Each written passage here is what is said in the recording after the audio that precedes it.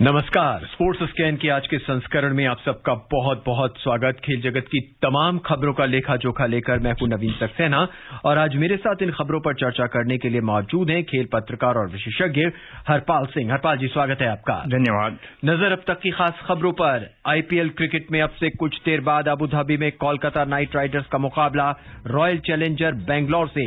विराट कोहली ने आईपीएल प्रतियोगिता के बाद रॉयल चैलेंजर बेंगलोर की कप्तानी से हटने की घोषणा की।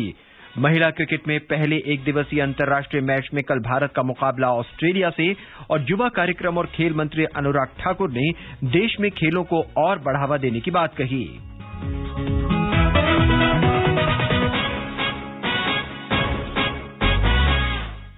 हरपाल जी, इंडियन प्रीमियर लीग के दूसरा चरण के दूसरे मुकाबले में अबू धाबी में इस समय कोलकाता नाइट राइडर्स का मुकाबला रॉयल चैलेंजर बेंगलोर से होगा कुछ देर बाद। और खबर यह है कि रॉयल चैलेंजर बेंगलोर ने टॉस जीतकर पहले बल्लेबाजी करने का फैसला किया है।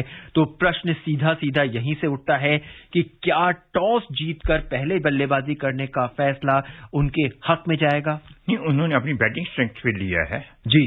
कोहली है, मैक्सवेल है, डिविलियर्स है और बाकी पर मेरे को उनकी बॉलिंग और बैटिंग और इस सीजन में अभी तक आरसीबी ने बहुत अच्छा किया है।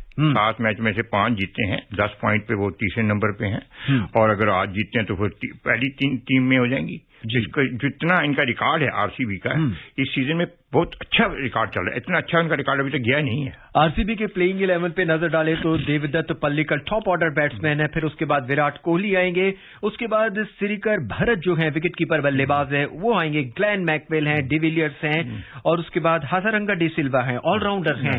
एक मजबूत टीम देखने को मिल रही है। और अगर उनकी बॉलिंग की बात की जाए तो केएल जेमिसन है, हर्षल पटेल है, मोहम्मद सिराज और यजुवेंद्र चहल है। इनके पास सारी, मैंने कहा ना, बड़ी टीम तो बड़ी बैलेंस्ड है। अगर सब टीमों में से देखा जाए तो इनको टीम को एक ही दिल्ली कैपिटल्स या तो सीएसके चैलेंज कर सकते हैं। सीएसके सिर्फ धोनी की कैप्टनशिप की वजह से, वरना जितनी बैलेंस है साइड है, अगर ये अपने पोटेंशियल दिखाए तो मैं हैरान नहीं होगा कि अगर कोहली साहब इस बार जीत के कप्तानी छोड़ें, क्योंकि उन्होंने कह दिया है कि उनकी तो बड़ा एक्साइटमेंट तो ज्यादा उनकी जो अनाउंसमेंट्स हो रही हैं आजकल कि मैं इसमें कप्तानी नहीं करूंगा, उसमें उन्होंने कहा जी आरसीबी की ये मेरी लास्ट कैप्टनशिप है।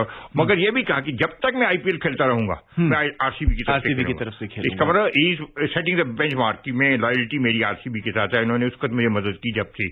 और मेरा जहां तक जिसे आपने टीम पार्ट के सुनाई, इससे अच्छी बैलेंस टीम अभी तो मेरे ख्याल लगती नहीं है आईपीएल में कोई हो। कप्तानी छोड़ने की जो घोषणा है उसका क्या असर आज के मैच पे दिखता है? नहीं, उसका कुछ मेरे ख्याल शायद उसका पॉजिटिव असर हो कि लोग और ज्यादा अच्छा खेलेंगे। ये लास्ट सीजन है इसका एज ए कैप्टन, तो हम इसको जिता के भेजें।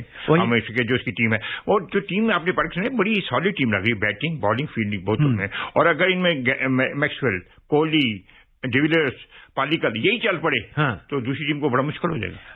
मेन नजर जो कोलकाता नाइट राइडर्स की रहेगी वो एबी डिविलियर्स पे रहेगी और ग्लेन मैक्सवेल पर रहेगी। और ये शुरू के जो 5 बल्लेबाज उस पे बेंगलोर की बात कर रहे हैं जी, रॉयल चैलेंजर बेंगलोर की बात कर रहा हूँ। ग्लेन मैक्सवेल और एबी डिविलियर्स पर नजर रहेगी कोलकाता नाइट राइडर्स की। जी, नहीं तो यही 2 प्लेयर हैं जो उनके किसी भी बड़े से बड़े जो अटैक है उसको तहस नहस कर सकते हैं। और इस बार कलकत्ता नाइट राइडर की बॉलिंग बिल्कुल नहीं चली और अभी तक जितने उन्होंने मैच खेले, कलकत्ता नाइट राइडर ने 7 मैच खेले हैं, सबसे कम विकेटें उन्होंने ली हैं जितनी बाकी टीमें हैं। जितनी विकेटों का जो एवरेज निकलेगा तो सबसे कम विकेटें कलकत्ता नाइट राइडर्स ने दी और इसको तो 7वें स्थान पे है। सिर्फ 2 मैच जीते हैं, 5 हारे हैं, 4 पॉइंट है। इतनी बुरी हालत कभी नहीं होती रिसेंट टाइम में। तो इनको तो ऐसा करना पड़ेगा कि उनको 7 मैच जीतने हैं to be among the play off. देखिए पहले प्ले ऑफ में 4 टीमें ऐसी हैं जिनकी 2 टीमों के 12-12 पॉइंट है, सीएसके और दिल्ली कैपिटल्स। फिर आरसीबी का आज मैच है, उनके पास 10 पॉइंट है। मुंबई इंडियंस के पास 8 पॉइंट है 8 मैचों में। तो मेरे ख्याल केकेआर को कुछ समथिंग एक्स्ट्रा ऑर्डिनरी करना पड़ेगा आज उनके पास। हरपाल जी, केकेआर की टीम पे नजर डालें तो वेंकटेश अय्यर ऑलराउंडर है, शुभमन गिल है, नीतीश राणा है, राहुल त्रिपाठी है, इयान मॉर्गन है जो उनके कप्तान हैं और फिर उसके बाद एंड्रे रसल जो है ऑलराउंडर हैं और दिनेश कार्तिक। कुल मिला के देखा जाए तो बैटिंग टीम इनके पास भी है। अगर शुभमन गिल की हम बात करें बहुत अच्छी फॉर्म में भी नजर आ रखे हैं। दिनेश कार्तिक है, हालांकि थोड़ी सी फॉर्म उनकी डावाडोल थी लेकिन फिर भी उसके बावजूद T20 में नीतीश की आप तो कोई बहस ही ना करें ना, कोई पता नहीं चलता। ये लॉटरी है बेसिकली जो हमने बात की है अभी, क्योंकि मैच शुरू होने से पहले बात कर रहे हैं। मैच में क्या होगा कोई नहीं प्रेडिक्ट करता। इसका टेक्निकल बातें करनी चाहिए इसमें। T20 में शुरू शुरू से कि आपका जिस दिन उसमें बदला चल गया, वरना कल जो 124 पे 4 से सीएसके और वो 156 बना गया और जीत गए मैच, वरना 156 इज नथिंग। मुंबई इंडियन की अगर देखा जाए जो बैटिंग लाइन थी तो 156 आसान से बना सके, वो बना नहीं सके। तो इसी तरीके से आज अगर आंद्रे रसल भी चल पड़ता है उनके, मॉर्गन चल रहा, शुभन गिल चल रहा, नीतीश राणा जो बड़ी फॉर्म में था, अगर जैसे आपने अगर इनमें से 3 प्लेयर भी चल जाए 4 भी और वो अपनी बॉलिंग कर लें, आंद्रे रसल ने तो कई बार दूसरी टीम को धो दिया है, और वाले अभी चल नहीं रहे। हरपाल जी, इसमें कप्तानी का भी तो एक बहुत बड़ा अहम रोल रहता होगा। कल जैसे चेन्नई सुपर किंग्स ने बहुत ही लो स्कोर होते हुए भी मैच को अपने कब्जे में कर लिया, तो उसमें कप्तानी कहीं ना कहीं तो कप्तानी का बहुत ज्यादा रहा कल जी। अब धोनी के दीवाने इसीलिए हो गए, आप जीरो बना के भी अगर धोनी के इतने प्रशंसक हैं, मतलब आप देखिए पिछले 2 सीजन से धोनी ज्यादा कुछ नहीं कर रहा, मगर उसका प्रेजेंस ही जो वहां पर टीम में मोरल बूस्टर है। तो मेरे ख्याल मॉर्गन वो लीडरशिप अभी नहीं दे सके इस टीम को। हालांकि नीश कार्तिक को हटाया गया था कि शायद मॉर्गन साहब कुछ कर सकें, वो इंग्लैंड के हैं, मगर उन्होंने अभी तक चीज नहीं करी। मगर मॉर्गन साहब तब करेंगे तो बाकी प्लेयर करेंगे, जिन प्लेयरों के नाम लिए शुभम या नीतीश राणा या सुनील नारायण, कुलदीप, एक कुछ क्लिक नहीं कर रहा। हालांकि टीम ऑन पेपर लुक्स बराबर देखा, अगर आप अभी बराबरी के देखें, आंद्रे रसल अपने दिन में तो किसी टीम को भी खत्म कर सकता। तो मेरा ख्याल है वो नहीं कर सके जिनकी इनसे अभी तक उम्मीद है। और आप देखिए सिर्फ अभी तक 60 में से 2 मैच जीतना एक टीम का लगता है कि टीम का मोराल बड़ा डाउन है। आज इनका जीतना जरूरी है, अगर इनको इस फेज में, मतलब सेकंड फेज जब शुरू हो रहा है आज उनके लिए, तो उनके लिए जीतना जरूरी है। आज का मैच और डिमोरलाइज कर देगा। ये तो आने वाला वक्त बताएगा कि कौन सी टीम किस करवट बैठती है। लेकिन अगर कल के मैच की बात करें, कल में अगर हम बात करें चेन्नई सुपर किंग की, तो एक खिलाड़ी है जिसने पूरी तरह से मैच को अपने कब्जे में रखा, and that is the player of the match, Ruturaj Gaikwad. 88 run काट लीजिए, बाकी रहा ही दोनों टीमों के लिए है ना, 88 निकाल दीजिए 156 में से, तो बाकी टीम को तो कुछ भी नहीं करना था। और उनमें तो 0 0 0 4 3, मतलब उनमें से तो 2-3 प्लेयरों ने 3 प्लेयरों ने स्कोर किया है। गायकवाड़ ने 88, उसके बाद जडेजा 26 और ब्रेवो 23। जी, सारा खेल ब्रेवो पे भी डिपेंड करता है कि आखिर में आए हैं करीब 7 या 8 बॉलें के लिए, 8 बॉलों में उन्होंने 23 रन बनाकर पूरा मैच का रुख ही पलट दिया। मगर एक बात है ना, आप 24 for 4 और 156 बना लें जी, उसके बाद आपकी कप्तानी देखिए, उसने कैसे बॉलिंग की, कैसे फील्डिंग की, और कहीं ना कहीं मुंबई को रोहित शर्मा का और हार्दिक पांड्या का ना खेलना भी खला। रोहित शर्मा की जो कप्तानी है, डेविन ब्रेवो वैसी कप्तानी नहीं कर सकते। पर हरपाल जी, अगर देखा जाए तो मुंबई इंडियंस की जो बॉलिंग थी बहुत ही शानदार नजर आ रही थी शुरू के ओवरों के अंदर, लेकिन उसके बावजूद जो 26 और 23 रन जो बनाए हैं जडेजा ने और ब्रेवो ने, वो इनकी पारी को लगभग धो दिया। T20 में ये जो खासियत है, कोई भी प्लेयर लग जाए, इसलिए ना कई बार कहते हैं कि ये कौन जिताएगा इस मैच को, किसी को नहीं पता कौन जिताएगा। बड़े बड़े नाम फेल हो जाते हैं, आपके बीच में से कोई आता है, उसने एक ओवर में 20-25 रन बना दिए, जैसे आपने खुद कहा ब्रेवो ने तो 8 बॉल में सारा मामला चेंज कर दिया। हम ऋतुराज गायकवाड़ की तो बात कर रहे हैं, मगर आपने सही पॉइंट आउट किया कि अगर वो 20-25 रन न बनाए होते तो मैच दूसरी तरफ चला जाता। तो थोड़ी सी कंट्रीब्यूशन भी थोड़े से बॉलों में, ज्यादा कंट्रीब्यूशन थोड़े बॉलों में करना, T20 की यही खासियत है। तो इसका अर्थ तो ये हुआ कि ये बॉलरों का खेल नहीं है, ये किसी का नहीं, किस्मत का खेल है। किस्मत का नहीं, आप देखिए ना, किसी लॉजिक बताइए ना, 24 for 4 156 और दूसरी टीम इतनी बड़ी टीम है और वो 136 पे स्ट्रगल कर रही है, तो 20 रन से हार गई। तो ये बेसिकली T20 किस्मत का खेल है। बाकी तो प्लेयर, हाँ, आपकी बॉलिंग चलनी चाहिए, बैटिंग चलनी है, उन दोनों को लेके दोनों बराबर चल रहे थे ना। उन्होंने 24 for 4 करके 156 ले आए, इनके पास अच्छी बैट्समैन थी। तो जब दोनों टीमें बराबर हैं इसके में, उस दिन किसका लक है अच्छा, वही काम आता है। पर कप्तान को स्ट्रैटेजी तो बनानी पड़ती है। कप्तान तो धोनी ने बता दिया नहीं कि वो क्यों लोग उसको अभी तक धोनी क्यों याद करते हैं, क्यों कहते हैं कि वो जिसको हाथ करता है मिट्टी को छूना करता था, इसीलिए तो कहते हैं। और हरपाल जी, अब वो मेंटर भी बन चुके हैं, तो इसका मतलब ये है कि जो क्रिकेट के जो सुनहरा दिन है T20 में भारत के फिर लौटने वाले हैं। उम्मीद यही है, आशा यही करते हैं कि क्रिकेट सुनहरे दिन जीते और हम वर्ल्ड कप जीते जी, ठीक है। और ये भी अगर कोहली साहब के लिए ये बहुत अच्छा होगा कि he is leaving as captain, अगर वो वर्ल्ड कप जीत जाते हैं और ये IPL टाइटल, ये 2 टाइटल उनको अभी तक तमन्ना है, और जो अब कप्टन जी छोड़ रही है, तो ये उम्मीद की जा सकती है। और हम सारे उनके वेलविशर जो कहते हैं कि वो ये जीत के जाएं, वर्ल्ड कप भी जीत के जाएं और IPL कल का मैच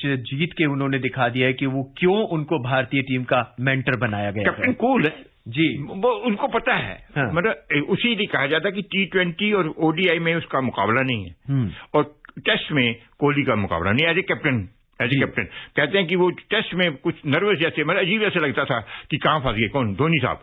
और जैसे कोहली साहब T20 और उसमें इतने इफेक्टिव नहीं हुए और टेस्ट में बड़े इफेक्टिव हुए।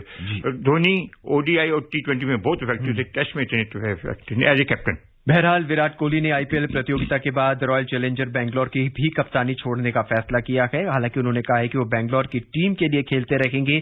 आरसीबी के अध्यक्ष प्रथमेश मिश्रा ने कहा कि विराट कोहली एक शानदार खिलाड़ी हैं और वो टीम के लिए वास्तविक एक संपदा, एक एस्टेट हैं। उन्होंने कोहली के निर्णय का सम्मान किया और कहा कि उनके बहुमूल्य योगदान के प्रति वो आभार प्रकट करते हैं। वहीं मुंबई इंडियंस के कप्तान रोहित शर्मा के आईपीएल के अगले मुकाबले में शामिल होने की संभावना है। रोहित शर्मा स्वास्थ्य कारणों से चेन्नई सुपर किंग के साथ कल हुए मुकाबले में नहीं खेल सके थे। 23 सितंबर को मुंबई का सामना अब कोलकाता नाइट राइडर्स से होगा। हालांकि स्वास्थ्य कारणों के कारण अब हरफनमौला खिलाड़ी हार्दिक पांड्या के अगले मैच पर खेलने की संभावनाएं जो वो हैं कम है। और अब बात युवा कार्यक्रम और खेल मंत्री अनुराग ठाकुर ने देश में खेलों को बढ़ावा देने पर चर्चा के लिए देश भर के राज्यों और केंद्र शासित प्रदेशों के खेल मंत्रियों के साथ एक वर्चुअल माध्यम से बातचीत की। टोक्यो में पैरा ओलंपिक और ओलंपिक खेलों की एक बड़ी सफलता के बाद श्री ठाकुर ने अपने मंत्रियों के साथ खेलों के बारे में आगे के तौर तरीकों और भारत को एक शीर्ष खेल राष्ट्र बनाने में राज्यों के योगदान पर भी चर्चा की। और इस अवसर पर उनके साथ युवा मामले और खेल राज्य मंत्री निशित प्रामाणिक भी उपस्थित थे।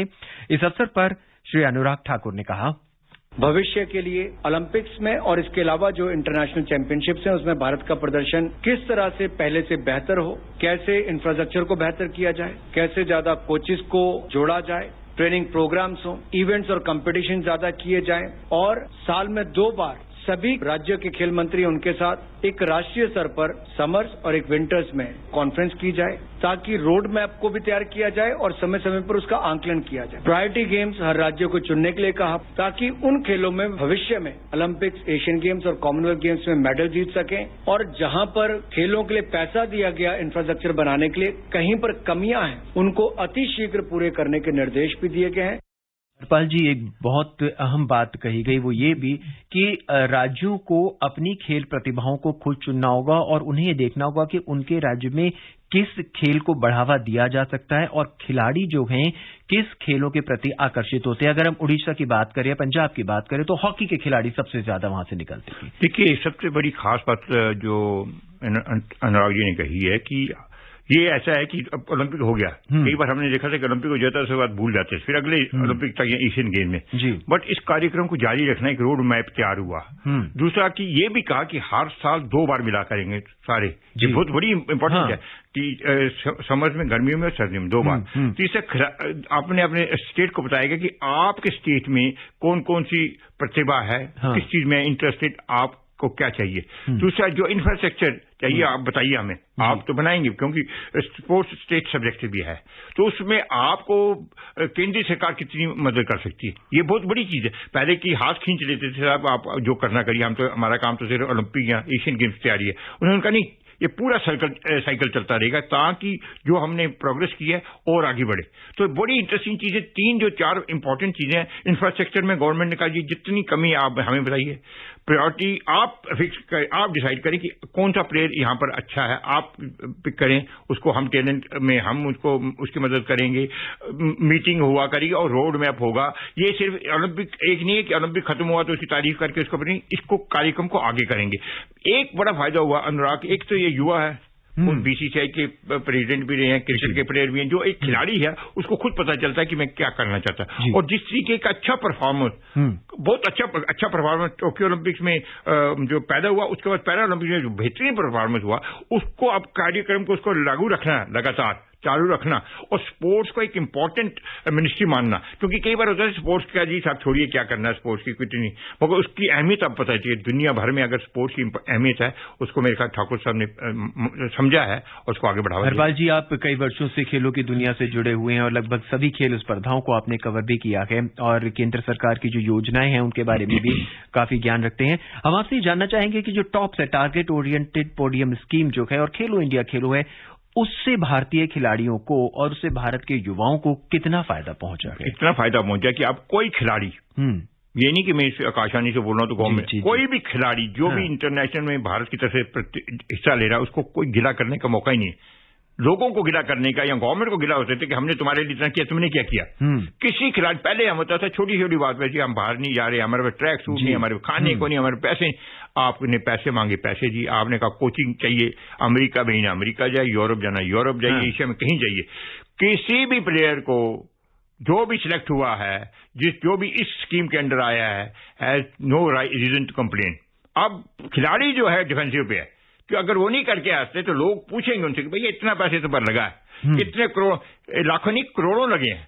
अब लोग पूछते हैं, इसीलिए कहीं ना कहीं अब पासा पलट गया। गवर्नमेंट को कुछ नहीं कह सकते। गवर्नमेंट ने जो आपने मांगा, और इन 5-6 सालों में तो ऐसा हुआ है कि जो खिलाड़ी ने मांगा, जो एसोसिएशन ने मांगा, किसी एसोसिएशन को कहीं नहीं। अब देखिए एक छोटी सी बात है, अभी शूटिंग के जूनियर जा रहे हैं, जूनियर शूटर जा रहे हैं, जिसमें गवर्नमेंट को कुछ लेना देना नहीं था, बड़ा मुश्किल हो रहा था। गवर्नमेंट ने कहा you will pay for the air fare, central government sports ministry ने कहा दिया। तो इससे ज्यादा और क्या करते थे। जूनियर शूटर की कोई इवेंट थी जिसमें गवर्नमेंट ने कहा कि हम मदद करेंगे, यही ना करें। तो जो आपने अभी तक पूछा, मैंने ये देखा कि पिछले 6-7 साल में जितना पैसा, जितना फैसिलिटी, जितना इंफ्रास्ट्रक्चर बनाया गया है, खेलो इंडिया में तो कमाल है। देखिए आप खेलो इंडिया, मैंने 2 खेलो इंडिया कवर करे, एक दिल्ली में हुआ था, एक पुणे में हुआ था। प्लेयर जो बच्चे बाहर से आते हैं उनको इतनी फैसिलिटी दी जाती है, उनको जो एयर कंडीशन बसों में दिया जाता है, बड़े अच्छे होटलों में रखा जाता है, हर किस्म के ट्रैक सूट में, वो उनको ये फील नहीं होता। पहले होता था किसी मैंने देखा जैसे जूनियर बच्चों के उनको हाथ में पकड़ा देते, डिनर लंच करने और खुद गायब। खाना जी, आपका रहना, आपकी फैसिलिटीज जो दी गई हैं, खेलो India will produce more result. और खेलो इंडिया, खेलो जो है और टॉप्स स्कीम जो है उसका रिजल्ट भी सामने आया है, पैरालंपिक्स और ओलंपिक्स में देखा है। और नहीं, इसके अलावा जिम्मेदारी आ गई है प्लेयरों पर जी। पहले जो होता था, पहले साल में एक बार, 4 साल में एक बार होता था। अब ये टॉप स्कीम आपकी साई बेंगलोर, साई पटियाला, साई की जो बाकी सेंटर्स में इनकी ट्रेनिंग, बाहर जाना, फॉरेन कोचेज का आना, तो प्लेयरों को आप कोई the players have to perform. जैसे ये कहा जाता है कि स्टूडेंट को सब कुछ मिल गया है, अब आप परफॉर्म करें, कंप्लेन ना करें। तो प्लेयर को पहले जो प्लेयर या एसोसिएशन की कंप्लेंट थी, अब वो नहीं है, अब उनको जवाबदेही है। गवर्नमेंट जो इन प्लेयरों ने मांगा गवर्नमेंट ने दिया। मेरे ख्याल थर्ड वर्ल्ड कंट्रीज में इतनी ज्यादा फैसिलिटीज किसी और स्पोर्ट्स पर्सन को नहीं मिली जितनी भारत में मिली। और बातचीत में कहा गया कि खेल राज्य का विषय है, इसलिए राज्यों से कहा गया है कि पैरा एथलीटों सहित सभी खिलाड़ियों के लिए ग्रामीण और शहरी क्षेत्रों में खेल आयोजनों का आयोजन करने के साथ साथ जमीनी स्तर पर प्रतिभाओं की पहचान करें। ये एक बहुत बड़ी बात है। मैंने आपको कहा कि स्टेट सब्जेक्ट होने के बावजूद सेंटर ने कहा कि जो आपको चाहिए मदद पहचान करिए, इंफ्रास्ट्रक्चर में कोई कमी है हमें बताइए, किसको क्या करना, टॉप की स्कीम में किसको लाना है बताइए। तो जो जितना गवर्नमेंट कर सकती है उससे ज्यादा किया, मतलब जितना करने से ज्यादा, दे हैव गॉन बियॉन्ड। देखिए अगर प्रधानमंत्री प्लेयरों से बात कर रहे हैं वहां पर पैरा ओलंपिक्स में, ओलंपिक तो समझ आता है, पैरा ओलंपिक्स में भी प्लेयरों से बात करते हैं, और उन प्लेयरों से जो हार रहे हैं जी, ये ना सोचिएगा कि हार जीतना। देखिए तो इससे बड़ी क्या, मेरे ख्याल प्रधानमंत्री ने जो पुश दिया है उसको ठाकुर साहब आगे ले जा रहे हैं। और एक बात है कि प्लेयर या एसोसिएशन को हैव टू प्रोड्यूस रिजल्ट, ये तो है, आप रिजल्ट देना पड़ेगा। आप ये नहीं कह सकती कि भाई हम अब क्या करें, आप रिजल्ट प्रोड्यूस करें। अगली खबर, भारत की महिला क्रिकेट टीम ऑस्ट्रेलिया के साथ 3 एकदिवसीय और 3 T20 मैचों की श्रृंखला के साथ डे नाइट मैच खेलेगी। श्रृंखला का पहला एकदिवसीय मैच कल मकाई में खेला जाएगा। एक दिवसीय मैचों की श्रृंखला के बाद दोनों ही टीमें गुलाबी गेंद से एकमात्र टेस्ट मैच भी खेलेंगी और दोनों ही टीमें बाद में 3 T20 मैचों की एक श्रृंखला भी खेलेंगी। बहरहाल आज के इस अंक में बस इतना ही, क्योंकि वक्त हमारे पास नहीं है आगे की खबरों पर चर्चा करने के लिए। हरपाल जी, हमसे जुड़ने के लिए और तमाम खबरों पर अपनी विशेष राय रखने के लिए आपका बहुत बहुत धन्यवाद। आपका भी धन्यवाद। चलते चलते हम अपने सुनने वालों को एक बार फिर बता दें, आईपीएल क्रिकेट में इस समय कोलकाता नाइट राइडर्स का मुकाबला रॉयल चैलेंजर बेंगलोर से हो रहा है और ये मैच अबू धाबी में खेला जा रहा है। ताजा समाचार ये है कि रॉयल चैलेंजर बेंगलोर ने टॉस जीतकर पहले बल्लेबाजी करने का फैसला किया है और बिना कोई विकेट खोए 10 रन बना लिए हैं। विराट कोहली ने आईपीएल प्रतियोगिता के बाद रॉयल चैलेंजर बेंगलोर की कप्तानी छोड़ने की घोषणा की है। आज के इस अंक में बस इतना ही। मुझे यानी नवीन को दें इजाजत। नमस्कार।